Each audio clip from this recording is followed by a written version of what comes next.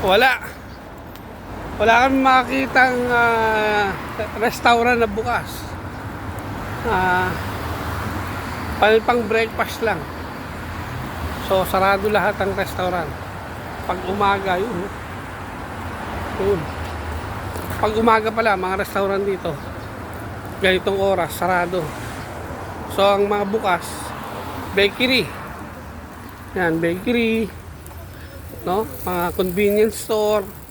Tapos yung mga burger house, pizza house. Yan ang mga bukas dito. At saka yung milk tea, coffee shop. Yun ang bukas. Pagka early in the morning. So, ngayon, babalik po tayo sa Loteria.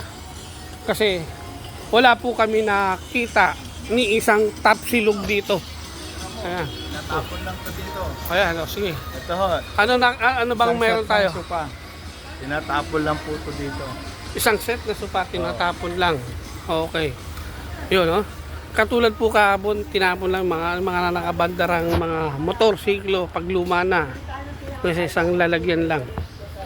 No? Pero kung sa Pilipinas yun, kilahoy na yun. Ayan. So, praise the Lord. At ito yung mga tiyanggi-tiyanggi nila naman. Ayan. Ayan, no? Sinturan eh. Oh. Ano, parang sa atin lang, oh.